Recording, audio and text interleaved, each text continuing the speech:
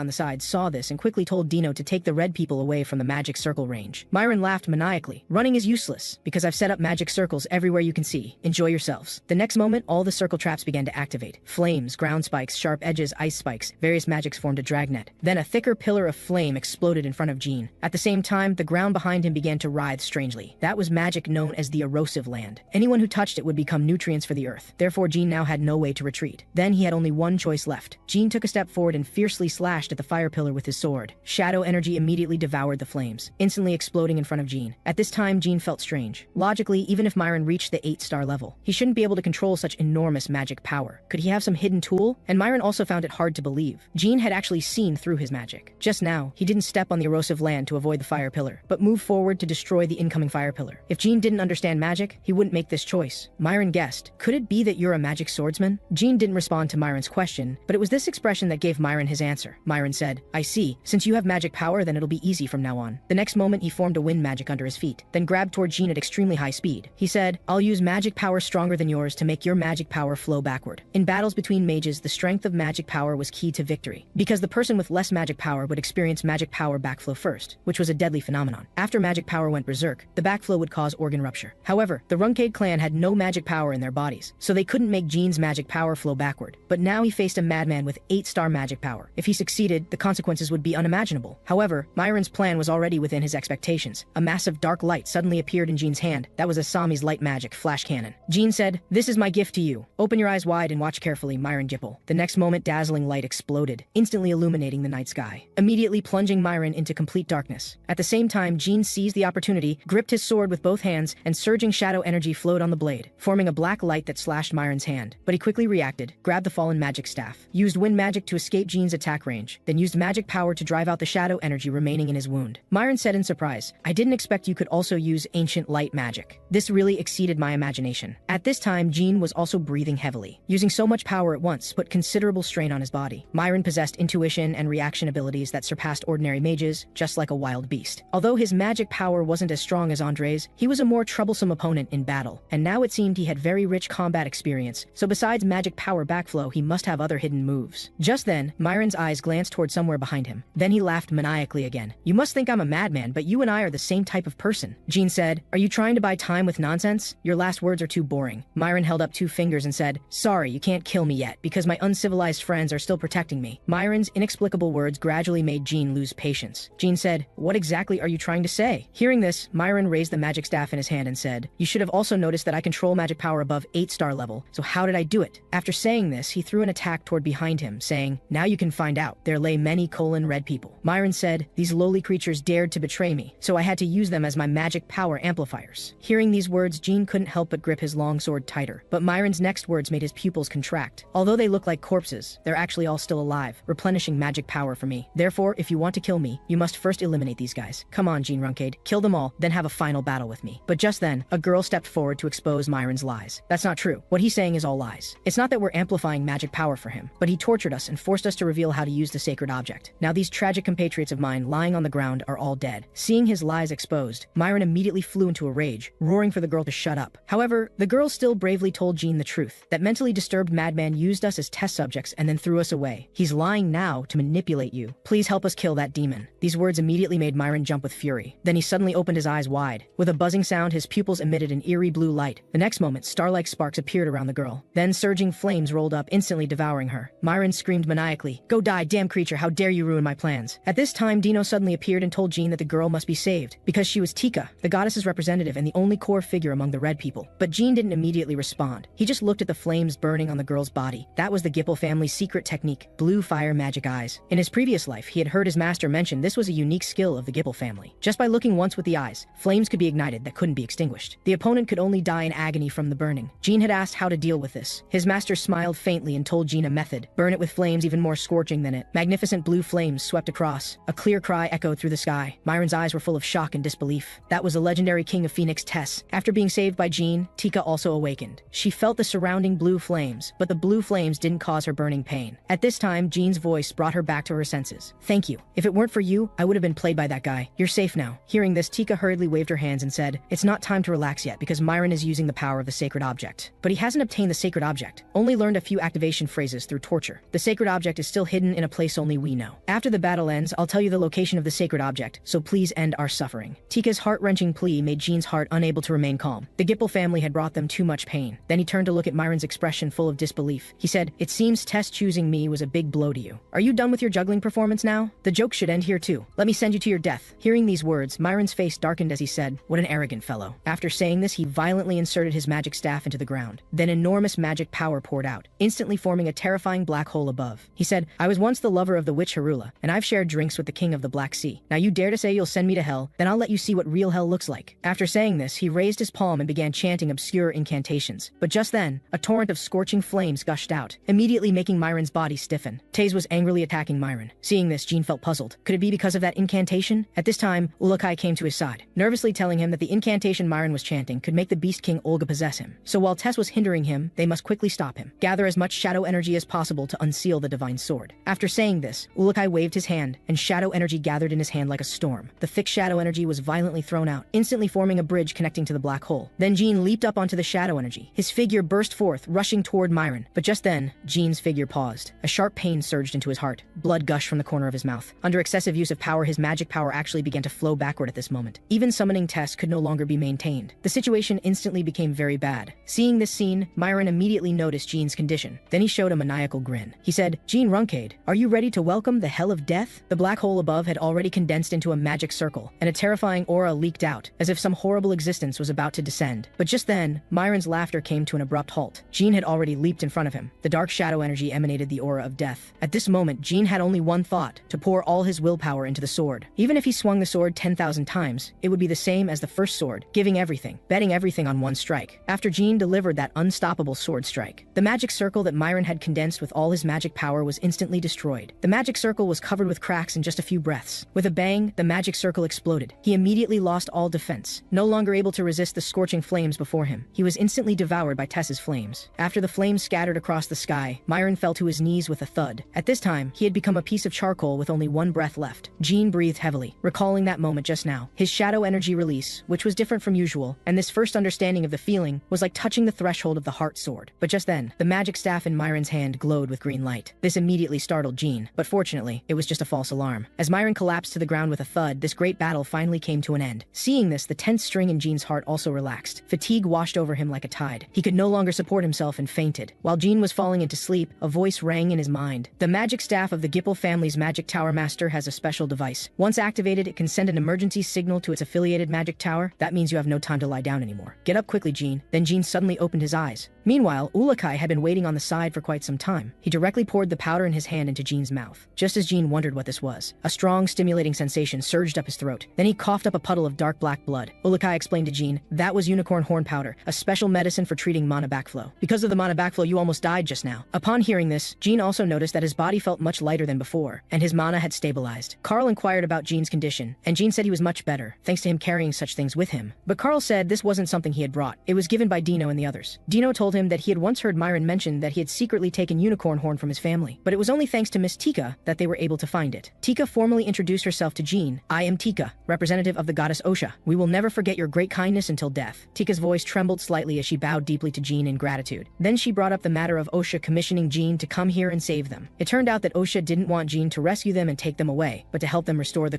divine artifact. Upon hearing this, Jean's expression tensed. Could it be that the divine artifact was damaged? But Ourokh suddenly interrupted him. I've lived for over 3,000 years and have never heard of such a ridiculous divine artifact. But after witnessing that madman display magic power far beyond his own level, if you say he borrowed the power of your divine artifact, then what is the name of the god you worship? Tika told him that god was called Cram, but Ourokh said he had never heard of it. At this time, Carl reminded them that they should quickly find the divine artifact and leave this place. After all, this was Gipple family territory, and they might discover the anomaly at any time. However, Tika told them of a problem. If they wanted to take away the divine artifact, they must first restore it. This required using the breath of the sun to open the sealed land. So they had to wait until tomorrow at noon, and all the tribal people had to perform the ritual together, which meant they had to gather here. After hearing this, Ourokh helplessly rubbed his head. He hadn't expected it to be so complicated. But at this time, Jean's heart was constantly filled with unease, and his heartbeat involuntarily accelerated. Jean kept analyzing the current situation in his mind, feeling as if he had missed some very important information. But Myron was clearly already dead, and this was also a remote place abandoned by the Gipple family, so if no one sent a signal, it was precisely this point that made the answer in Jean's heart ready to emerge. Myron was the magic tower master of the Gipple family. Upon hearing this, Ourokh expressed his confusion. Wasn't this already known? But Carl quickly came to his senses and immediately understood Jean's meaning. Jean picked up Myron's magic staff from the ground. With a grave expression, he said, "We're out of time." The gem on the magic staff was continuously emitting eerie green light waves. Jean said, "The staff has a device that can summon subordinate mages. The Gipple family members are already on their way." Upon hearing this, Ourokh and the others were immediately shocked, asking Jean how he knew. Jean said that he had once heard his sister Luna mention it, but actually this was what he remembered from his master's words in his previous life when he had fainted. Carl told everyone based on intelligence from the colorful bird that each magic tower of the Gipple family had at least 100 mages, all 7-star and 8-star or above. Plus, they still had to protect ordinary people. So even if only half came, they couldn't handle it. At this time, Jean asked about the time needed for those guys to come over, and Carl told him it would take at least 2.5 hours at the fastest. Upon hearing this, Jean fell into contemplation, seemingly thinking of a way to break the deadlock. Then he raised his head and stared seriously at Carl. He said, "Carl, may I ask you for a favor?" After hearing Jean's plan, Carl said anxiously, "Will this really work? If I'm even a step late coming back, everyone here will die, and that Lord has always remained neutral." Jean said, "Don't worry. Even if he feels displeased, he won't refuse you. There's no time left. I'm counting on you from now on." Upon hearing this, Carl gritted his teeth and made up his mind. Now there was no other choice but to trust Jean. He put his hand on Jean's shoulder and said firmly, "No matter what, I will definitely complete the mission. So please, you must stay alive." Moments later, Ourokh helped the Red people set up the ritual site, and next was to perform the divine artifact restoration ceremony. They just needed to wait. But at this time, Jean was coughing up blood continuously. Due to overusing his power, his body had already suffered tremendous damage. Meanwhile, on the other side, before long, several giant dragons had already arrived at the ruins. The mage at the dragon's head cast magic to observe Colin's situation. He said, "Vice Tower Master, the Red people are holding a ceremony, and there are 2 people of unknown identity beside them, but the Tower Master is nowhere to be seen." Upon hearing this news, Middle immediately changed color with rage. Seeing this, his aide quickly comforted him. The Tower Master might just have been captured by those guys as a hostage. But his words couldn't dispel Middle's anger, as he said, "If brother has met with misfortune, I will make those guys wish they were dead." Ourokh was also observing the Gipple family's arrivals. They had 6 dragons and 30 mages in total. If the situation went badly, he would also transform back into dragon form, but that would attract the Gipple family's main force. Speaking of this, Ourokh said contemptuously, "If it were the old me, these guys would be a piece of cake. But the sword that the first family head stabbed into my heart 1,000 years ago still aches faintly even now." At the same time, the Gipple family's troops also landed in front of them. Jean asked Ourokh if there were any dragons he recognized among them, though they all looked like fire dragons. Ourokh responded that there weren't any, they were all too young, and these weren't fire dragons, but lower-grade red dragons, probably Carton's subordinates. Middle immediately revealed his identity upon arrival, loudly demanding to know where Myron was. To this, Jean blandly said he hadn't seen him. Upon hearing this, the unease in Middle's heart grew stronger, and his whole body couldn't help but tremble. He clenched his fists tightly. Now he urgently wanted to know an answer. He said, "Is my brother Myron still alive? Just tell me truthfully and I won't touch your family. After all, you have family too, don't you?" Hearing this, Jean sneered and said, "What you're saying is really interesting. Being able to commit such atrocities against the Red people who are fellow humans, yet still having the face to talk about blood relations and family ties. Even nonsense should have its limits." Upon hearing this, Middle flew into a rage, saying, "How can those ants be compared to the noble Gipple clan members?" But just then, his pupils contracted. He stared fixedly at the charred, unrecognizable remains behind Jean. At this moment, he understood everything. They were too late after all. He said angrily, "You not only killed my brother, but dare to mock the Gipple family in front of his corpse. How audacious. All units listen up. Capture them alive. I want to torture them to death." The mages who received the order immediately gathered their mana. The next moment, countless surging magical attacks formed and aimed at Jean, ready to strike. Seeing this scene, Jean's heart sank to the bottom. Facing attacks condensed by so many 8-star mages, he had no power to resist in his current condition. This time things were truly bad. At this critical moment, a charming laugh rang out in the space. Accompanying it was an extreme cold storm that could freeze everything, instantly freezing all magic. A huge teleportation gate suddenly appeared appeared in the field. A seductive figure slowly walked out. Silver hair danced amid flying ice crystals, and she was none other than Sheris, who had once had an inexplicable connection with Jean. In front of her was her mother, one of the continent's strongest, the Spider of the Abyss, master of the secret palace, Teleris. She had come to Jean's aid, saying, "It seems I'm not too late." Facing this sudden turn of events, Middle's heart was already in turmoil. This realm that could freeze 8 to star magic and the sharp cold air surrounding them, plus that existence colder than the cold air itself. He immediately guessed the identity of the person before him, master of the secret palace, Teleris. Seeing this scene, the big stone in Jean's heart was finally put down. Ourokh laughed. "I was wondering who the secret palace master you mentioned was. Turns out to be such a formidable figure. You know, only those chosen by the 10,000 ice can control the phantom beast snow toad, Mort." He hadn't expected that someone in this era could still summon it. Teleris smiled seductively, then stepped forward. The next moment, massive ice crystals rose from the ground, instantly forming an ice dome that enveloped several people. Teleris greeted Jean. "Are you the one who received my daughter's flower?" Upon hearing this, Jean gave his name and responded affirmatively. At this time, Teleris also saw Jean's serious physical condition. She was surprised he could still stand. Then Teleris's tone shifted. "Did you really kill my plaything?" What she was referring to was Jean's assassination mission when he was a trainee. It seemed Sheris hadn't helped him hide it. However, Teleris wasn't angry, laughing heartily. "I was planning to get rid of him anyway. But if there are any good men, introduce them to me too, like the one behind you." Upon hearing this, Ourokh chuckled and said, "You have good taste." Then she turned to tease Sheris. "You stay here and take care of your lover. I'll go drive those guys away and come back." Sheris hurriedly denied. "He's not my lover. How many times do I have to tell you?" However, Teleris said, "If he's not, why did you give him the snowflake?" Sheris stammered awkwardly. "I did that to protect him, so he wouldn't be killed by someone else before dueling with me again." After teasing Sheris, Teleris said to Jean, "Jean Runcandel, you really should thank my daughter properly. If it weren't for her, I wouldn't have come here." Upon hearing this, Sheris angrily denied it again. At this time, Jean finally couldn't hold on any longer. After relaxing, the feeling of exhaustion quickly occupied his whole body. Sheris quickly caught him with sharp reflexes. Sheris said, "I thought when we met again, we would have another battle. It seems you've been very busy during this time." Then she told Jean about Carl going to the secret palace for help. At that time, he put on an attitude of risking his life. "With the snowflake I gave you, he woke up my mother, who was still sleeping. You really have a good comrade." Upon hearing this, Jean smiled knowingly. "Everyone has been too good to me, and so have you, Miss Sheris." But Sheris said, "I just don't want you to be killed by anyone other than me." But just then, Jean suddenly coughed up a large mouthful of black blood. Seeing this, Sheris quickly took out a secret medicine and fed it into Jean's mouth. Jean's miserable appearance also made her heart ache. What was he fighting so desperately for? She really didn't like his way of doing things. At the same time, outside the ice dome, Teleris found Middle. She could tell at a glance that Middle wasn't pure-blooded, because pure-blooded Jippel family members all had silver hair. Middle was already sweating profusely. The master of the secret palace had actually come here in person, so this matter was indeed not simple. But fortunately, he had reported the situation to the main family before departing, so as long as he delayed for some time, reinforcements would arrive. Then he sternly questioned, why does the ruler of the Western Sea interfere in Jippel family affairs? However, Teleris didn't care at all, saying lightly, "Right now it's you who are hindering me." Upon hearing this, an elder behind Middle pointed at her, and angrily scolded her for not knowing what was good for her, daring to say such things on Jippel family territory. Upon hearing this, bone-chilling cold descended upon this place. Teleris's expression turned ice cold, like a venomous snake, utterly terrifying. She said, "What are you? How dare you speak to me like this? Shut your mouth." After saying this, the elder was instantly deprived of life by invisible cold air. He fell to the ground with a thud. Seeing this, Middle quickly had others deploy barriers to block out the cold air. At the same time, surging flames gathered in the red dragon's mouths. In an instant, they transformed into violent flames rushing toward her at high speed. To this, Teleris merely waved her arm lightly. Those fierce flames were immediately frozen and extinguished. With a bang, they became countless ice crystals, and Teleris said mockingly, "Do you want to continue?" Seeing this, Middle gritted his teeth and stared at her fiercely. He raised his hand to summon his magic staff, saying, "Even if we all die here today, in the end it will only be your name and the legend of the secret palace that will be erased from this world." After speaking, a flame mark appeared beside Teleris. When she was completely unprepared, the flame instantly exploded and engulfed her. Middle said confidently, "This is the fire authority bestowed by the family head. Even you cannot avoid it." However, words that drifted faintly from the explosion immediately made his pupils contract. "Indeed not bad, being able to bestow spatial explosion skills to you. It seems Kelia values you quite highly. But there's one very important thing he didn't tell you, and that's about the secret palace." At this moment, the power Teleris displayed made Middle break out in cold sweat. Ice crystals danced all around her, and cold air covered her long sword. She said, "Now let me show you the power of the 10,000 ice." When Teleris demonstrated the power of the 10,000 ice, her strength was fully revealed at this moment. Under the cold gleam, any existence seemed so fragile that ice frost that could freeze everything swept through unstoppably. When Middle looked back, the mages behind him had already turned into ice sculptures. Horror filled his face. Teleris silently appeared beside him, her light voice carrying mocking ridicule. "Why are you so surprised? Is it because your magnificent barrier disappeared instantly? Or is it because your arm is gone?" Middle stared blankly at the arm separated from his body. He felt no pain whatsoever. Teleris's long sword rested at his neck. She said contemptuously, "Mages have this bad habit. Clearly the enemy is right in front of them, yet they dare to be distracted. Is this arrogance or stupidity?" At this time, Middle's previous confidence had completely vanished, and despair quickly occupied his body and mind. He thought, how could this be? Is our gap really so large? Charge? Never mind delaying time. Even if reinforcements arrived, facing such a monster would only lead to death. Just then, something unexpected happened. A magic circle emerged beneath Middle. The formation shot up to the sky with a whoosh. When the light faded, Middle had disappeared from his original spot. The next moment, a dazzling light shone down, turning this land bright as day. Middle and the surviving mages were teleported to a place where a group of imposing mages appeared before him. One of the mages said, "Vice Tower Master, you've worked hard. Leave the rest to the White Knight unit." At the same time, Talaris on the ground also withdrew her ice dome, her face dark and displeased as she bit her lip. When Sheris looked up, a magnificent warship was floating majestically in the sky. This was precisely the flagship weapon that the Gipple family would deploy only when facing war, Kozel. Seeing the scene, Ourokh felt it was hard to believe. Was that madman really that important? Jean was mentally prepared for this situation. After all, since the head of the Andre was killed, the Gipple family had another pure blood attacked, so they decided to take countermeasures. However, while that warship was a big problem, the most troublesome were the guys on the warship. The most elite force of the Gipple family selected through strict screening, White Knight. They were capable of confronting any top power on the continent except for Runcandel. At this time, Talaris walked over and said, "I don't want to deal with that big guy here. Let's go. I'll help transfer those red people to a safe place, so go prepare immediately." But Jean said firmly, "No, we can't leave before the ceremony is finished." Upon hearing this, Talaris' eyes turned cold, and her whole being radiated a sinister aura. She said, "Do you think I'm negotiating with you? I didn't come here to indulge your willfulness." However, Jean struggled to stand up with his injured body trembling. He told her, "If we don't let the ceremony complete, no one will be able to deal with the Gipple family in the future, and there will be endless victims like them. Please help us. Don't let such tragedies happen again." Jean's weak body spoke words that were so firm and powerful, made Talaris keep in silence, staring intently at the young man before her. After a long while, she turned around. She said to Jean, "I'll give you 1 hour to resolve everything. Also, after this is over, both sets of parents need to meet." After saying this, the 10,000 ice sword condensed in her hand again. On the other side, Tika was leading the red people in performing the ceremony. At this time, Jean asked breathlessly if she could speed up the ceremony's progress, but Tika told Jean and the others to leave, because she also knew that the people in the sky were from the Gipple family and couldn't let Jean and the others fall into danger anymore. Tika said, "For such a long time, only you have helped us. We're truly grateful." But Jean interrupted her words. "Since I chose to help, I never thought of giving up halfway. Let me ask again, is there really no other way?" Upon hearing this, Tika smiled bitterly. If the goddess Osha were here, there might still be a possibility, but now we really can't think of any other way. At this time, Sheris asked if that person called Osha was dead. Jean told Sheris that Osha was in Tika. Hearing this, Sheris smiled with relief. If that's the case, then it's easy to handle. The snow toad Mort appeared again. Sheris said, "Since she's still alive, no matter where she is, I can bring her here." At the same time, Talaris looked up and stared intently at the warship above, although she didn't know what Jean wanted to do. Her word was given, so she had to first stop those guys and resist the Gipple family's most elite troops, protecting them for 1 hour. At this time, Ourokh also stepped forward eagerly. He chuckled, "This is just a piece of cake." Talaris exclaimed, "Dragon Brother is also going to help?" Ourokh responded, "No, not to mention my identity being exposed. For personal reasons, I also cannot use my authority." Upon hearing this, Talaris gripped the weapon in her hand tightly. Cold air surrounded her fiercely, ice crystals dancing as she said, "Then assist me a bit." At this time, White Knight also issued an ultimatum to Talaris. As long as she handed over the person who killed Myron and the red people, they wouldn't pursue any responsibility. Upon hearing this, Talaris danced her ice sword. She pointed her ice sword toward the sky and responded domineeringly, "If you want to negotiate with me, then call Kelia over." Upon hearing this, White Knight also knew the situation could no longer be mediated. If so, then let the battle begin. He raised his hand and condensed magic, instantly forming wild flames dancing in the air. The blazing fire was frighteningly red. Then he pressed his palms together forcefully, chanting, "Be annihilated." The next moment, the fierce fire became unstoppable and shot out explosively, wanting to devour everything under the fierce flames. Under that fireball, Ourokh had been waiting for a long time. His violent fist instantly cut through the air, shattering that terrifying fireball into sparks in an instant. At the same time, cold air surged on Talaris' ice sword. She suddenly swung her sword forward fiercely. The sword energy wrapped in ice frost power rushed rapidly toward the warship. White Knight's magic power appeared in his hands. He forcefully slapped toward the ground, quickly condensing a formation under the warship, immediately blocking that ice frost sword energy. After seeing Ourok's performance, White Knight became puzzled about his identity. He had actually blown up his magic with one punch without even using righteousness, clearly not someone to mess with. So he immediately ordered contact with the main family. He wanted to apply for permission to use the warship cannon. On the other side, Jean and Sheris also reached Tika. He anxiously asked where the goddess Osha was. However, Osha seemed to have predicted Jean's arrival. She had already prepared, and they just needed to depart immediately. At the same time, Talaris, at the center of the battlefield, frantically swung her ice sword. Countless ice frost sword energies flew out following her graceful movements, continuously attacking the warship above. Ourokh was responsible for blocking the fireballs attacking from above. Each fireball was shattered by his punches. He felt his fists were about to catch fire, but just then, a cold air swept over. In an instant, his hands were covered with ice claws. This was Talaris' handiwork. Ourokh slammed his fists together. He shouted excitedly, "Although my hands have no feeling, this is still pretty good." After speaking, the ice claws dug into the ground, immediately gouging out a huge boulder, which he raised high. Then with sudden force in his hands, he hurled the boulder toward the warship above. But Talaris was very clear in her heart that these were all just minor skirmishes. Jean had said there was something they wanted here, so they wouldn't use warship cannons. This meant there would be no deaths on either side. They just needed to maintain the standoff and delay time. However, White Knight also saw through her thinking, but indeed as Talaris thought, the main family had indeed temporarily not approved killing them. But the ceremony the red people were holding and the two people who suddenly disappeared made him uneasy. He couldn't afford not to use deadly force. Just then, they also received a reply from the main family. Only a simple sentence: leave none alive, kill them all. Ourokh on the ground was wondering why they had suddenly gone quiet, but just then, what happened before him filled Talaris' face with shock. An ominous premonition quickly fermented. Violent magic power gathered at the ship's bow, instantly condensing into a huge energy ball, with explosive magic power raging wildly around it. White Knight said coldly, "Master of the secret palace, the family head has just approved the application. This is your last chance. Hand them over before I count to 3 and you can leave safely. Otherwise, I will kill everyone here." Upon hearing this, Talaris also understood they were going all out this time. However, at precisely this moment, a teleportation gate appeared behind her. When she turned around to look, she saw Sheris and the other two who had just returned from Tika. She immediately shouted for them to leave quickly. When Jean and the others saw the scene above clearly, their pupils immediately dilated. At this time, White Knight's countdown also came to an end, and as he calmly said, "Fire," an incomparable energy cannon instantly tore through space, like world-ending might wanting to devour this entire space. Talaris blocked in front of them. The power of 10,000 ice transformed into a raging storm. Then she fiercely slashed out an ice frost sword energy. In an instant, it met that terrifying energy cannon, accompanied by a huge thunderous explosion in this space. The energy cannon was immediately slashed into countless fragments by the ice frost sword energy, turning into small meteors falling to the earth. Sheris told Jean this was due to the characteristics of 10,000 ice. Anything that came into contact with her mother's sword energy would be frozen. Countless energy cannon fragments attacked Jean and the others below. Sheris and Jean struck simultaneously, their long swords swinging at extremely fast speeds, completely destroying all the incoming energy cannon fragments. Seeing Jean's performance, Sheris was surprised. Jean's strength had grown again, and in his current physical condition he could still keep up with her rhythm. Jean leaned on his sword, breathing heavily. The current situation was very bad. It would be very difficult for them to bring the goddess to the ceremony site. Unbelievable that that ship could contend with the master of the secret palace. The Gipple family really brought something amazing. However, White Knight on the warship was also extremely shocked. If he hadn't seen it with his own eyes, he would never believe one person's power could block Kozal's ship cannon. But he still had confidence in victory. He shouted to Talaris below, "Master of the palace, this is the final warning. If you don't listen to reason, even if we have to raise all of Kolin to the ground, I will kill all your clients." However, upon hearing this, Talaris burst into laughter. Then she looked up to the sky and laughed even louder. "How ridiculous. It seems you don't have the courage to say you'll kill me. I am Talaris, master of the secret palace. Even if all of the Gipple family's proud White Knight units came here, they couldn't do anything to me. So you'd better recognize reality quickly and get lost." Talaris's words left White Knight in silence, but then he said calmly, "We indeed can't kill you. But under Kozal's bombardment, can you protect everyone behind you? We only need to endure a little humiliation, while you will bear the shame of not completing your commission." Upon hearing this, Talaris frowned. Then she asked Jean if she just needed to get the woman he brought over there. Jean said if they could get her there, it would be equivalent to winning. After getting confirmation, Talaris gripped her ice sword tightly. She said, "Get fully focused, daughter. I'll resist the attacks. You find a way to get her to the altar. Today, either the secret palace or the Gipple family will be shamed." At the same time, Captain White Knight also ordered everyone behind him, "Warship cannons prepare. Today, I will erase Kolon from the map." Jean tore off his clothes, then tied his long sword tightly to his hand. He said, "Miss Sheris, please protect the goddess. I'll clear the path." Upon hearing this, Sheris quickly said, "Can he manage alone? How could you possibly block so many fragments? If you're not careful, you could really die." Jean was silent for a moment, then said, "I was able to live until now thanks to the help of many people. If I don't fight desperately, I won't be able to tolerate my own choices." Jean's unwavering words fell on Osha's ears, immediately triggering memories in her mind. Once, she had managed to escape only under the sacrificial protection of many clan members. Therefore, the hope of saving her people also fell on her shoulders. The remaining clan members suffered cruel torture under the Gipple family's brutality. But even so, no one was willing to reveal her hiding place. Although she kept telling herself this was the best approach, abandoning everyone and fleeing was also her choice. She hid on a small island, using her gradually weakening divine power to pray to an unresponsive god, and waited for someone who could redeem them. All of this was her choice. So now, even if she died, she must die alongside her people, even if it meant sacrificing her life. Just then, Kozal's energy cannon also finished charging. Then it blasted down toward everyone below again. Seeing this, Talaris quickly slashed out an ice frost sword energy, immediately slashing that huge energy cannon into fragments, turning into countless small energy cannons pouring down. At this time, Jean had only one thought in his mind. He just needed to believe in one thing: that every sword he swung could maintain the same power as the first sword. As countless energy cannon fragments fell to the earth, Jean's sword in his hand swung faster and faster. While turning his head, he shouted loudly to Sheris, "Don't stop, I'll help you block the attack from the side." But just as Jean was distracted for a moment, several more fragments rapidly fell toward him. At the critical moment, a figure appeared and scattered all those fragments. Ourokh turned his head and warned everyone to be careful, as the attacks wouldn't stop. As soon as he finished speaking, White Knight once again issued the command to fire the energy cannons. Seeing this scene, Talaris also gritted his teeth and prepared himself. The next moment, the energy cannons exploded in the air again, instantly transforming into countless meteors that struck toward everyone. Ourokh shouted loudly, "Don't stop! Hurry up and go!" He then joined forces with Jean to shoot down the dense fragments. Taking advantage of this gap, gap, Sheris quickly escaped, but just then, another fragment shot rapidly toward her back. However, Jean leaped forward and struck it down. Seeing this, Ourokh smiled and said, "Not bad. You can actually keep up with me. Just keep it up like this." However, before he finished speaking, the next moment his pupils contracted sharply. He saw Jean get hit directly by a fragment. Sheris nervously called out Jean's name upon seeing this. However, more fragments rapidly bombarded him, immediately burying him in the meteor sea. But after hesitating for just a moment, Sheris remembered what Jean had said. She steeled her heart and picked up Osha, refusing to let Jean's efforts go to waste. Her sword swiftly swung to sweep away the fragments in front of her, although she still couldn't understand why Jean would fight to such an extent. Before she could think more, a fragment suddenly struck her back. As her strength gave out, Sheris threw Osha out, then fell to the ground with a thud. Osha turned her head, anxiously caring about Sheris's injuries. But Sheris sternly shouted, "Don't look back! Don't let our efforts be in vain! Keep running!" Hearing these words, Osha was deeply moved and couldn't calm down. She then gritted her teeth and made her determination, turning around to run with all her strength. This time, she wouldn't just wait helplessly for the god's response anymore. Prayer alone couldn't change anything. She had realized this too late. Now she had to make a new choice. At this time, Jean, who was severely wounded and near death, had already fallen into unconsciousness. But a voice in his mind was calling to him, "Wake up, Jean Runcandel." When Jean opened his eyes, the scene before him had completely changed. Blood-red lava was destroying this land. Sheris lay silently on the ground. Talaris held her daughter with a grim expression, surrounded by countless people from the Gipple family. The outcome was already visible. They had become the losers of this battle, facing such a painful ending. Jean stared wide-eyed at everything before him, his heart full of disbelief. Just then, a sound came from behind him. When he turned to look, he saw a red flame dragon standing behind him, holding a dying black dragon in its grasp. That was clearly his contract dragon, Ourokh. Jean looked at the red flame dragon, which was not only several times larger than ordinary dragons, but also completely red. He immediately understood this was Kelia's guardian dragon, the flame dragon Katon. From this, it was clear that the Gipple family had truly made thorough preparations. They had ultimately become the losers of this battle, and the price of failure was death. At this time, the voice in Jean's mind spoke again. "You must be very curious about what went wrong, whether you should have left immediately after killing Myron, or should have directly fled with the natives from the beginning, or perhaps you shouldn't have helped them at all in the first place. Are you filled with regret?" This series of questions left Jean silent, but the next moment he clenched his fists. He said angrily with his whole body trembling, "This was my own choice, and I don't regret it. What angers me is that despite fighting desperately, I couldn't change anything. I'm angry at my own incompetence and weakness. Everyone was dragged down by me. Because I was too weak and foolish, we ended up with such a result." At this moment, Jean blamed no one else. He felt unwilling and guilty. If he could have been stronger, could he have changed this outcome? Hearing Jean's words, the mysterious person said with satisfaction, "In that case, don't forget this feeling you have now." With that, she snapped her fingers. In an instant, brilliant light swallowed Jean. When the light faded, Jean had appeared in another space. When he saw clearly who was before him, his pupils immediately contracted in shock. The other person said, "I am the deity Cram. With Solderet's help, I sealed myself in this mirror. I have been waiting for you." Hearing this, Jean felt confused. Cram said, "Time is urgent now, but through today's events you should understand how difficult the path you must walk will be. It can be said to be full of thorns and countless difficulties. If you cannot protect those around you, how painful would that be?" Hearing this, Jean couldn't help but clench his fists tightly. He angrily cursed at her. "What's the point of saying this now? Everything is already over anyway." However, Cram said, "Things are not over. Let's go outside to continue our conversation." The next moment, Jean was once again enveloped in light. When he regained consciousness, he had returned to his body. Jean sat up. He had lost count of how many times he had fainted today, but he suddenly felt something was wrong. What was all that just now about? At this time, Sheris walked over and said, "You're finally awake." Sheris smiled and said, "It's rare to see you with such a panicked expression. It seems you now know how to value your life." Before Jean could answer, a large hand appeared behind him. Ourokh gave him a heavy slap on the back. Ourokh said worriedly, "How did you stay unconscious for so long? I thought you were dead." But seeing Ourokh, Jean said curiously, "How are you still alive? I remember you were killed by Katon." Hearing this, Ourokh said indignantly, "What are you talking about? Katon trembles with fear whenever he sees me." Meanwhile, Talaris came to Jean's side and said, "I couldn't understand what gave you the confidence to do this before. I didn't expect you to actually make an ancient god descend." But Jean was still in a confused state and couldn't understand what she meant at all. Ourokh told Jean, "The goddess used her own body to make an ancient god descend, and it wasn't an ordinary god either. As soon as she appeared, she instantly defeated Kozel. I don't know what method she used, but White Knight's troops couldn't move at all. And this endless magical power and barrier, in my memory, there's no record of this god's existence. Although I don't know what god she is, she's definitely not a minor character." Ourokh called out to the distant goddess, "Jean has woken up. You should tell us now. What exactly do you want to do?" Jean looked at the woman before him and felt that the soul before him was not Osha. At this time, Cram also began explaining to everyone. She said, "It was Osha who sacrificed her own body, so I was able to descend. Jean Runcandel, consider the death and pain you experienced today as a small lesson. It will make you more determined to do what you must do." At this time, Jean also understood that everything just now had been an illusion. Ourokh urged Cram to quickly answer his question. He wanted to know what this suddenly appearing god intended. He said bluntly, "You who arrived so late should put away your arrogance. What do you want Jean to do by doing this?" Cram opened her palm and summoned an object. Seeing this item, Jean's pupils immediately contracted in shock, because he recognized this thing as the spring of magic. Cram told everyone, "I am the creator of magic and the source of endless magical power. But the world couldn't bear that power and nearly faced destruction. It was Solderet who helped me. He sealed both my my power in me in this mirror. Ourokh expressed doubt, as he had never heard of any god of magical power. But the next moment, the mirror emanated a shadowy aura that instantly filled the entire mirror surface. Cram indicated this was the seal Solderet had placed. Seeing this, Ourokh's doubts were confirmed. He could tell at a glance that this was indeed Solderet's shadow seal. But this seal had become very weak, so she needed to find someone who could continue maintaining the seal. The mirror contained endless magical power, and if this boundlessly expanding magic were released, it would destroy the entire world. Therefore, to prevent such a thing from happening, she asked Solderet to seal her in the mirror. The Colon people here had been guarding her for over 1,000 years. Hearing this, Ourokh angrily questioned, "Do you know what they endured to guard the mirror? You should have had capable people do this kind of work," Cram said. The Colon people then were different from now. No force dared to underestimate them. But after I was sealed, they lost their protection, which is why they gradually fell to their current state. However, thanks to you, they can finally end their suffering. Solderet's 1,000-year contractor. Hearing this, Sheris and Talaris were immediately shocked. Talaris was even happier, laughing continuously, making Jean feel a chill down his spine. Then Cram pushed the mirror in front of Jean and said, "Accept it, Jean Runcandel. You have the ability to protect the world and possess Solderet's power." As soon as Jean took the mirror, he felt his magical power surging within his body. But as the magic flowed out, the seal became looser and looser. This disaster-like thing had been abused by the Gipple family in his previous life. Jean said, "It seems I'll have to replace the Colon people in guarding the seal from now on." But Cram told Jean, "To be precise, only you can guard it. The Colon people have been doing something beyond their capabilities all along. And I'm not just asking you to maintain Solderet's seal. The seal itself is a gift Solderet left for you. This is a masterpiece created by Solderet using all his power during his most powerful period. It's not only high-density shadow energy, but can even be said to be part of Solderet himself." But Jean didn't seem particularly happy after hearing this, although this thing would indeed be of great help to him. What he cared more about was the promise Osha had made to him, to summon Solderet once for him. Hearing this, Cram's expression froze, then she fell silent. After a long while, she apologetically told Jean, "Osha was too anxious and made you a promise beyond her capabilities. After all, even the black dragon beside you cannot get a response from Solderet. How could she possibly do it? I apologize on her behalf." Jean said, "It's okay. I didn't do this for a reward. I'm already grateful to have a gift." Seeing Jean's reaction, Cram sighed inwardly. She thought to herself, "Forgive her, for she couldn't possibly know you are a reborn person. And how did you come to be reborn?" Meanwhile, Cram's body was gradually fading. She said, "My time is almost up. I've said everything I needed to say. It was your choice that freed them from their curse-like mission. Thank you very much, child of Solderet, our Redeemer. I will bless your journey ahead from within the mirror." With that, Cram's body completely disappeared from the spot. At this time, Talaris' voice came from behind Jean. "This is the first time I've seen a deity thank humans. What a precious scene. We should also leave now, as those guys will wake up, and if we don't go, their reinforcements will come again." In the divine space, Osha finally understood why Cram had never been able to respond to her prayers. It was because she had always been sealed in the mirror. Cram apologized to Osha. It was her sacrifice that saved everyone. Not only her, but all the children of Colon had endured tremendous pain. But Osha bowed deeply to Cram in gratitude. She said, "Thank you for listening to my prayers, listening to their final voices, and ultimately saving them all. So please don't apologize, because none of us did anything wrong." Osha's words, free of any blame, left Cram stunned and unable to let go for a long time. Then Cram once again focused her thoughts on Jean, saying, "Jean Runcandel, you possess strong willpower, so please make this world free from suffering in the future." Meanwhile, Jean was also preparing to bid farewell to Tika and Dino. Tika, who had gained new life, was infinitely grateful to Jean. Cram had been sealed in the mirror for over 10,000 years. In the history that had been passed down, their people had originally been a dominant force, but for a long period they had no development whatsoever, eventually declining and becoming a weak people, thus becoming slaves to the Gipple family. What happened after that was as Jean knew. If the mirror had fallen into the hands of the Gipple family, then the sacrifice of their entire people would have become meaningless. But fortunately, it was Jean who obtained the mirror in the end. Saying this, tears of excitement couldn't help but flow from Tika's eyes. But Jean rejected Tika's statement, because the current outcome was all thanks to everyone. If those madmen from the Gipple family had obtained the mirror, they would have created an army of mages just like in his previous life, and then the world would have been doomed. Then Jean told the two that he would arrange for them to be in the Huppest United Nations. Hearing this, both were very surprised. Dino said, "As a prospective pioneer of the Runcandel family, you cannot get any support from the main family, so you don't need to do this for us." But before Tino could finish speaking, Jean took out a piece of paper from his pocket and handed it to him, saying, "This is a letter I wrote to Luna, the first pioneer of the Runcandel family. After you arrive at the territory, show this letter and she will help you." Hearing this, Dino once again thanked Jean. Jean smiled and said, "If you want to thank me, then write more reports criticizing the Gipple family." But Dino wondered if the Gipple family would really remain indifferent to this. With just his own power, it would probably be very difficult. But Jean said, "I'm not the only one in this world who dislikes the Gipple family. I'm just the key spark. After seeing your reports, people who have been persecuted by the Gipple family will stand up. You will definitely become a good journalist, so be confident." Then Jean found Talaris and said, "I apologize for only having time to formally greet you now. Thank you very much for your help." Hearing this, Talaris smiled carelessly and said, "It's just a small matter, no need to be so formal." But Jean was worried that this incident would cause the Gipple family to hate the secret palace even more. Talaris said, "No, from now on Kelia will be more cautious in dealing with the secret palace. Because he definitely didn't expect an ancient god to descend, so he'll only think I've become stronger." Hearing this, Jean also felt relieved. But at this moment, Talaris changed her tone. "However, I didn't help you out of kindness, but because of a commission, so you don't need to thank me." Jean asked her, "Is there any reward you want?" Talaris smiled mischievously and said, "What kind of request do you think I should make to you, who are both Solderet's contractor and a magic swordsman?" Hearing this, Jean felt a chill in his heart. Although he had expected this situation, he didn't know what kind of request she would make. But the next moment, Talaris laughed and said, "How about we forget it this time? After all, I also obtained some important intelligence." As she spoke, she asked for Sheris's opinion on the side. Sheris blushed and shouted loudly, "Why are you asking me?" Then Talaris and Sheris also prepared to return. Before leaving, Sheris said to Jean, "Next time we meet, we must have a decisive battle. This incident doesn't mean anyone owes anyone anything, so..." But before she could finish, Talaris interrupted, "Oh my, you're still in your adolescent phase, how dishonest!" Sheris cried out in embarrassment, "Mother, why have you been like this since yesterday?" Jean watched the mother and daughter bicker with sweat dripping down his face. On the other side, in the depths of the Black Sea, Father was cooking and eating fierce beasts. But then a bright light appeared behind him. The figure that appeared was none other than Talaris. Father asked in confusion why she suddenly came to find him. Talaris waved her fan and said, "Long time no see, Shalon. How about letting your youngest son become my son-in-law?" On the other side, after the colon incident came to an end, Dino and Tika came to the Runcandel territory with the letter Jean had given them and found Luna. According to the contents of the letter, Luna also learned about the great deeds her younger brother had recently accomplished. He had not only killed the Gipple Magic Tower Master but also fought a great battle with the White Knight Legion controlling Kozel, standing as the victor until the end. How remarkable indeed. Luna was very happy about Jean's performance and asked Dino if Jean's body was still well. Dino said, "Although the battle was intense, young Master Jean had recovered before we left." Hearing this, Luna also put down her worries and asked the wet nurse to help them find suitable jobs to settle here with the territory's residents in the future. Then she told Dino to speak up about anything he needed, and she would support him with all her power within her capabilities. But he must achieve respectable results according to Jean's requirements. Hearing this, Dino fell silent, then spoke with determined expression to make a guarantee, "You need not worry. I will definitely not disappoint you." Soon after, a news report caused a huge uproar worldwide, with the content being the massacre of Colon natives. An unidentified adventurer had punished the Gipple family members who massacred the Colon people. Once this news broke, opposing forces of the Gipple family, including the Runcandel family, quickly spread the rumors. Although the Gipple family claimed externally that this was all Myron Gipple's individual misconduct, fragments of Kozel were found at the scene, indicating that the Gipple family had actively participated in the entire incident. Just as the Huppist United Nations was furious and the Lutro Magic Federation was equivocating, the Emperor of the Bimante Empire personally declared that the Gipple family was innocent, which gradually calmed the boiling public opinion. The Runcandel family, which had made the incident public, gained tremendous prestige, while Bimante, which supported the Gipple family, received corresponding rewards. The Gipple family, having lost their reputation and prestige, became low-key. Dino had thought that the Runcandel people were all warriors obsessed with swordsmanship, but it turned out this was all his prejudice. Because not only Jean, but even Luna had helped, and it brought about an amazing chain reaction. It received many letters of support and financial assistance. The Colon people, who had been ignored for hundreds of years, now received so much attention. All of this was thanks to Jean's contribution. Now they no longer needed to pray to the god Cram, but should pray for Jean instead. Until the fact that the unidentified adventurer who helped them was Jean Runcandel could be openly reported. Until Jean would become a pioneer in the future, master the hegemony of the Runcandel family, and crush the Gipple family. On the other side, in the depths of the Black Sea, Khan came to find Father with Karl's letter. But the next moment his pupils suddenly contracted. He saw an iceberg had appeared before him, which was Talaris's handiwork.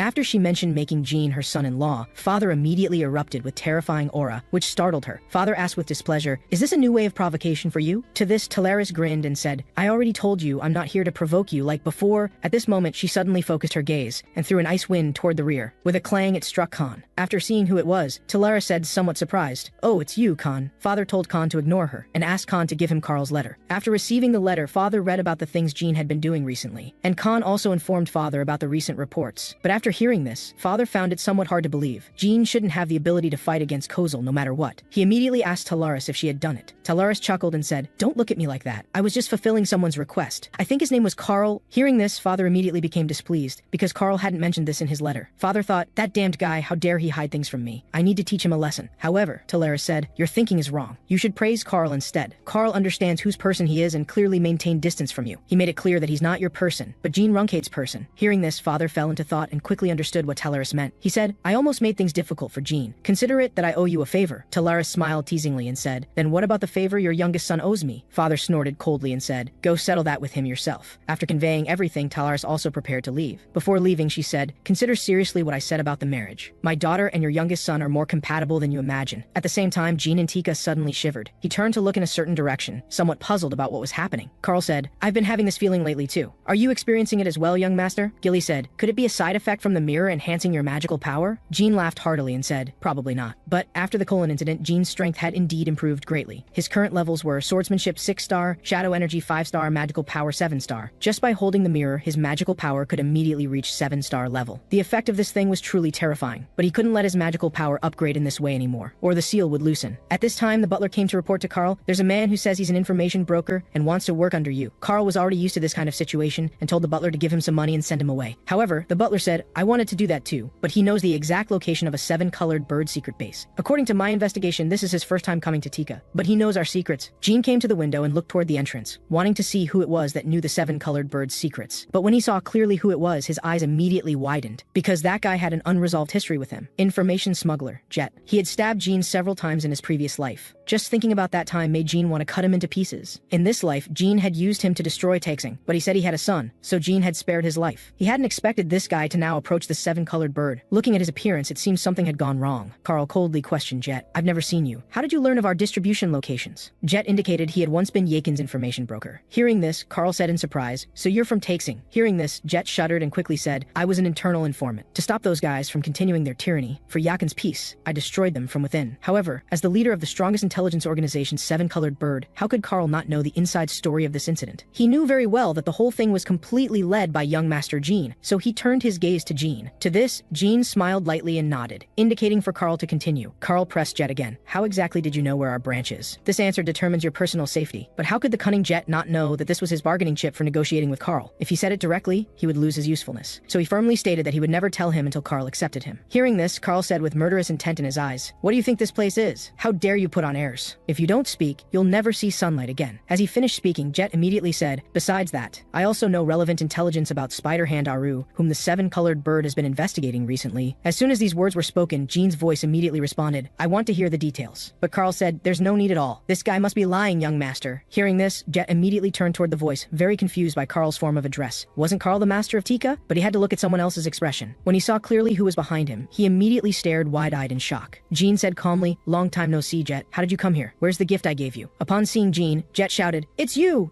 damned liar. He then turned to tell Carl, this guy is just a liar. He even once impersonated Belladin Gipple. Don't believe him or Tika will end up like Taexing. Hearing this, Carl became furious and was about to draw his sword. Carl said, I think you're really crazy to talk such nonsense. But just then, Ourokh suddenly barged in, immediately deflating Carl's aggressive manner. Ourokh angrily questioned him, didn't you hear me calling you all along? Where did you put the ice bars I asked you to buy? Seeing the angry Ourokh, Carl could only weakly say in a small voice that he was conducting an interrogation. At this time, Ourokh also noticed Jet and immediately remembered this was the guy who had poisoned their drinks back then. Ourokh said, why are you here? Ourokh's fierce face once again brought back terrifying memories for Jet. This was that madman from back then. Why was this guy here? But suddenly he caught some key information. This guy was disrespectful to Master Carl. And when they were in Yakin, this madman was that little brat's subordinate, which meant the person with the highest status here was actually the liar he spoke of. After figuring everything out, he knelt down toward Jean with a thud, then started banging his head on the ground like it was a wooden fish, saying, I was blind. Please forgive my ignorance. Seeing this, Jean felt speechless. This was the Jet he remembered. Jean said, all right, let's get to the point. Tell me all the intelligence about Spider-Hand Aurokh. Before Jean could finish, Jet spilled everything he knew. Aurokh's real name was Tagan Marius. He was born in the Del Kingdom of the Huppist United Nations. He had once passed the test to become a Runcandel family trainee as a commoner. The name he used then was Tagan Marius, and now his real name had been erased. Jean pondered over the surname Marius. He felt it was very familiar, as if he had heard it before. At this time, Gilly beside him reminded him, that's Time Marius, the surname of the Lady Luna's wet nurse's family. Upon hearing this, Jean was stunned and stood there in disbelief. He couldn't believe that this clue would actually involve Luna. For a moment, countless thoughts raced through his mind, and he asked Gilly for confirmation once again. But to this, Gilly still gave an affirmative answer, because the wet nurse Time was also born in Del Kingdom. Upon learning this, Jean's face immediately darkened to the extreme. Carl asked Jet when Aurokh had taken the test, to which Jet replied it was in 1776, 20 years ago. Upon hearing this, Carl placed his sword against Jet's neck and said, 20 years ago, Del Kingdom was in the midst of civil war. All the men at that time should have been drafted to fight, so how could a mere commoner possibly take the trainee test? Are you lying? To this, Jet repeatedly assured that everything he said was true. Gilly said, if he isn't lying, then it means someone within the Runcandel family helped Aurokh. Within the Runcandel family, those who possessed such authority were either purebloods of the family or wet nurses who cared for the purebloods. The wet nurses of the Runcandel family weren't just caretakers of children. Depending on the status of the pure blood they cared for, they possessed different levels of authority. 20 years ago, everyone believed that Luna would be the next family head. Therefore, Sister's wet nurse must have possessed supreme power within the family at that time. If those two people truly had a blood relationship, could the person who cursed me in my previous life really be her? But Jean thought it was also possible that Time acted alone, yet he couldn't understand the reason behind it at all. So we could only ask Jet once again, if this intelligence was reliable. To this, Jet staked his own life as guarantee that this intelligence was absolutely true. This was information he had personally gone to the Del Kingdom to confirm. Upon hearing this, Jean immediately made a decision, saying, "Very good, then you'll lead the way for me. I want to go to the Del Kingdom right now." At the same time, in the Del Kingdom, a thug was beating the man before him. He threatened with the money he had extorted from the man. "I told you what would happen if you exceeded the payment deadline, didn't I? Why won't you listen?" The man said nervously, "I still have a daughter to raise. If you keep this up, I'll report you to the guard unit." But to this, the thug said arrogantly without care, "Seems like you forgot that behind me stands the famous Runcandel family." But suddenly a voice interrupted him. "You'd better shut up. If you say more, you'll put me in a difficult position, Brother Gabo." Seeing this scene, the man's expression changed drastically, saying, "How are you here? Is that guy also nearby?" But as soon as he finished speaking, his veins bulged out. Large amounts of blood gushed from his mouth, and in the blink of an eye he collapsed to the ground lifeless. Then a masked man appeared, saying, "How disappointing. Even with mother's help, he still lived like a thug." The man beside him fell to his knees in fear, pleading, "I'll give you all the money, please spare me. I won't report this, I have a daughter waiting for me at home, please." But the masked man laughed mockingly, "Oh my, you actually see us as the same kind of people as these thugs. Sorry, we don't need money." After saying this, an attack flew over, splattering the man's blood on the spot. The purple-haired woman still had undissipated magic power in her hands. She said, "I personally bear you no ill will. You can only blame your bad luck. Everything I do is for that lord." On the other side, Jean was about to set out for the Del Kingdom to investigate the truth behind the curse. Through Carl's investigation, they learned that in the Del Kingdom, only one specific group used the surname Marius. That was an orphanage called Moon's Sacrifice. On the surface, it was an orphanage, but in reality, it was a place where the Del Kingdom concentrated orphans under management and trained them to become assassins or spies. They would let the orphans develop deep bonds with each other, then make them kill one another. Only the children who survived could become assassins. But after the prince's faction won the civil war, it was abolished, and 10 children from the orphanage were liberated and gained the status of free citizens. Aside from the already dead Ourokh, 9 people remained, and they all now lived within Del Kingdom's borders. After saying this, Carl handed Jean the addresses of those 9 people. Jean was filled with anticipation for this journey, hoping to find clues about the curse this time. "I must find the one who cast that curse." The scene shifted, and Jean arrived at the Del Kingdom with Jet. The closest person to them now was Gabo, about an hour's journey away. Jet asked if they should find lodging first before going. To this, Jean said it wasn't necessary. He wanted to meet the 3 survivors living in the western region today, then find lodging afterward. They then came to Gabo's house, but despite knocking for a long time, no one answered. At this time, Jean noticed the commotion and noise in the distance, so he went to the back of the crowd to see what was happening. It turned out that a murder had occurred below. From the traces on the bodies, one died from wind magic, and one died from poisoning. This made Jean somewhat angry. Someone actually dared to commit magical crimes on Runcandel territory. What audacity. At this time, the voices of the onlookers caught his attention. That damn Gabo really got what he deserved. Who told him to be a scoundrel? Upon hearing this, Jean quickly confirmed with the man, "Are you saying he's Gabo? Because from the corpse, it's impossible to identify him. So I'm curious how you know who he is." The man explained, "Last night at dawn, many people saw him walking this way drunk. Soon after, someone screamed, and then he ended up like this. The other dead person was someone who owed money and was always tormented by him." Upon hearing this, Jean immediately understood everything. From the poisoning, it was clear that the killer's initial target was Gabo, then used magic to eliminate the witness. But one thing Jean found strange was that if they chose to poison Gabo, they could have just waited until he was alone before acting. Why were they in such a hurry? Thinking of this, Jean suddenly realized something. He immediately had Jet check the location of the next person. They needed to rush over immediately. He had a bad premonition spreading rapidly in his heart. However, when Jean and the others arrived, the man had already been murdered, and the cause of death was also poisoning. From the traces, he hadn't been dead for long, and from the method, this was the same person who killed Gabo. In other words, someone was assassinating the survivors of Moon's Sacrifice, and they had little time left. So Jean rushed at full speed to the next survivor's home. However, each time he was still one step too late. The survivors died one by one, and the magic they used became increasingly powerful. Now only the last 2 survivors remained. At this rate, they simply couldn't catch up with those guys, and appearing at crime scenes might make them suspects. So Jet suggested that Jean simply report this to the guard unit. But Jean firmly rejected this proposal, because if they reported it, they would also be investigated, making them even more unable to catch up. Jean took a deep breath, suppressing the anger in his heart. Jean said, "Damn bastards. Although I'm only a reserve vanguard, they dare to obstruct me on Runcandel family territory. No matter what, I must get there first." On the other side, the assassins' targets were down to the last person. The purple-haired woman said boredly, "How boring. They received the same training as us, but why are they so pathetic?" The masked man said, "Although it was all training, the content of our training wasn't the same. After all, only we were chosen by that lord, so of course we're better than those failures." At this time, they also arrived at the location of the final target. Barris smiled sinisterly and said softly, "Then let us end this mission now." However, when they arrived at the last survivor's home, the scene before them was beyond their expectations, because the place was already empty. It turned out that Jean had finally arrived ahead of time at the last survivor's home and taken the final survivor away. He said to the man, "Someone is killing your brothers. Those guys are assassinating based on distance from the teleportation gate, so they're always one step ahead of me. Therefore, I had no choice but to come find you, who lives farthest away. Thanks to this, your daughter was saved." But after hearing Jean's words, the man said somewhat sadly, "Sorry, I probably have no way out. The children from the orphanage all underwent cruel training long ago. Those who can easily kill them are only those 2 people, Barris and Corazzo. Those 2 guys are on a completely different level from us." Upon hearing this, Jean was very surprised. He asked in confusion, "Weren't there only 10 survivors from the orphanage?" The man denied, "No, there were 12 survivors members in total, and the guys hunting us are monsters personally trained by that lord. As soon as he finished speaking, an attack suddenly landed behind the man. A figure in high heels slowly walked out saying, "Oh my, I thought I couldn't catch up with you. Brother Danny, when did you become so clever? How did you know we were coming for you?" Danny questioned why Barris and Corazzo were doing this. He didn't understand. To this, Corazzo didn't want to explain too much and wanted to immediately end Danny's life. But at this moment, lightning drifted before him, and then a thick bolt of thunder crashed down toward Barris and Corazzo. The sudden magical attack greatly surprised the two. This was Jean's doing. At this moment, undissipated lightning still surrounded his body. Jean's cold voice reached their ears. "I've been very curious about which guys were obstructing me. Now that I've met you, I'm truly delighted. Who gave you the courage to act so recklessly on Runcandel family territory? I will slowly figure it out." At the same time, Jean was also secretly sizing up Barris and Corazzo. They both looked under 30 years old. That woman was at least an 8-star mage, but she wasn't from the Gipple family, so who could she be? Jean's appearance left Barris somewhat incredulous. She said, "Brother Danny actually hired a bodyguard too. How did he become aware?" But Corazzo thought Danny couldn't possibly have known about their actions in advance. So he speculated that bodyguard must know something, so he wanted to take him away. Barris said, "Is that so? Then I'll immediately turn Brother Danny into mincemeat, then cut off that bodyguard's hands and feet and interrogate him." Saying this, she gathered wind magic in her hands. But Corazzo told Barris not to let her guard down, because he always felt that guy wasn't simple. But Barris didn't take this to heart at all. She said, "Corazzo, you're too cautious. That's why no girls like you." After saying this, Barris suddenly swung her hand and sent a wind blade toward Jean. However, Jean merely raised his palm lightly and easily blocked her attack. This scene left Barris in doubt. She said, "Could it be that I used too much strength along the way?" Jean was also analyzing the current battle situation in his mind. From the 4th level magic the woman used, she should have consumed too much magical power already, and that man should be the one using poison. But unexpectedly, Corazzo then drew a long sword, which completely exceeded Jean's expectations. He had thought Corazzo was just an assassin, but it turned out he was a swordsman who used poison. Jean then shouted to Jet nearby, telling him to take Danny and escape first. Hearing this, Jet showed a reluctant expression and said, "Sir, is this okay?" "No way, sir. How can I abandon you and flee?" However, at the same time, Corazzo moved and disappeared from his original position. In the next instant, he swung his sword and struck at Jean. In this simple collision, Jean instantly understood the strength of the man before him. This damned guy was at least an 8-star swordsman. Corazzo also deeply sensed that Jean wasn't simple. Corazzo said, "I didn't expect you to be that 1 in 10,000 magic swordsman. Your life is much more precious than that ant's. How about you hand that guy over to us now, and you escape with your life?" Upon hearing this, Jean's eyes narrowed and he said, "I know my life is more precious without you telling me, but I'm a man of honor." In the next instant, Corazzo launched continuous thrusts at Jean. While defending, Jean shouted at Jet again, "Take him away now, or you won't be able to leave later." But Jet said very loyally, "No, I cannot abandon you and flee alone." Unexpectedly, before he finished speaking, Jean interrupted, "Stop being hypocritical and leave quickly." Hearing this, Jet no longer pretended to be reluctant. He grabbed Danny beside him and fled as fast as if his feet were oiled, saying as he ran, "You must stay alive to see each other again, sir." Barris beside them smiled mockingly at this sight, saying, "You don't really think you can escape, do you?" Saying this, she gathered wind magic in her hands again and shot up, rushing toward the direction Jet was fleeing. However, Jean quickly flashed and appeared in front of her, with a dark shadow flickering in his hands. Jean smiled and said, "Sorry, you need to receive a gift before leaving." Then, under their shocked gazes, blinding white light completely exploded before them, illuminating the night sky like daylight. Both Barris and Corazzo fell into temporary blindness. Taking advantage of this moment, Jean moved and struck Corazzo with his sword. Unexpectedly, even after taking this hit, he still had strength left. He instinctively swept his sword toward Jean in front of him. On the other side, Barris, due to temporary blindness, was frantically rubbing her eyes in panic, shrilly calling Corazzo's name. At this time, Corazzo was weakly covering his chest and standing in place. Large amounts of blood flowed from the sword wound Jean had inflicted. When Barris opened her eyes and saw this scene, she immediately became furious. Her rage, along with overwhelming magical power, surged out wildly. Like an angry beast, she roared furiously at Jean, "You dare hurt Corazzo, you damned bastard, I'll kill you." However, Corazzo beside her said softly, "Barris, don't get excited. I can heal myself. You're already very tired today. If you're careless, your magical power might backflow." Upon hearing this, Barris gradually calmed down. Seeing this, Jean couldn't help but curl his lip. They really weren't so easily fooled. Corazzo reached into his clothes and took out a medicine bottle. When the cork was opened, poisonous gas immediately spread. Jean was suspicious and quickly covered his nose and mouth. Could this foul smell be poison? He had heard of people who built up tolerance to poison and then used it in reverse. Although this would damage their lifespan, it could also grant great power. However, during his brief contemplation, Corazzo had already recovered his condition. He said, "Magic swordsman, you're more troublesome than I imagined. That light magic just now was unheard of. Although I have many questions I'd like to ask, completing the mission is more important right now. I'm changing my mind about capturing you alive." After saying this, he disappeared from his original position like a ghost. In the next instant, he appeared behind Jean. Jean quickly reacted and swiftly turned around, raising his sword to block this surprise attack. However, before he had any time to catch his breath, a wind blade slashed toward him, landing beneath him. Then, more wind blades enveloped him. Jean dodged them all while moving and turning, but soon Corazzo's surprise attack came again. However, Jean quickly blocked it with a backhand. This greatly shocked Corazzo regarding Jean's strength. His aura was clearly only 6-star, but his speed was beyond that level. This meant he must be hiding some unknown trump card. As he thought, Jean suddenly showed a slight smile. Blue flames rolled around his body. Jean said, "Let me deal with the mage first." In an instant, blue flames swept toward Barris. Seeing the scene, her expression changed drastically. How was this possible? This was actually politesses. However, before she could finish speaking, she was engulfed by the magnificent blue fire, leaving only a sharp scream echoing in place. Seeing this, Kurazo anxiously looked back. Seeing this, Jean smiled contemptuously with disdain. You still dare to be distracted. You two really have good feelings for each other. After saying this, black shadow energy enveloped both of them, immediately plunging Kurazo into complete darkness. This scene he had never seen before made his heart panic. In the darkness, a sword wind swept past, accompanied by a slashing sound as it struck his chest. Taking this hit, Kurazo powerlessly knelt to the ground. This black energy was neither magical power nor righteous energy, and it was the first time he had seen it in his life, but also the last time. At this moment, Jean's identity was becoming clear to him. He was not only a magic swordsman, but could also summon the phoenix. Could this be shadow energy? So we encountered an opponent we simply couldn't defeat. But I'm curious whether my poison works on someone like you. A dark purple toxin quickly crept up Jean's face. At some unknown time, a small wound had been opened on his waist. Jean felt incredulous in his heart. When exactly did this happen? However, weakness had already quickly taken over his body and mind. And then he lost consciousness and fell to the ground with a thud.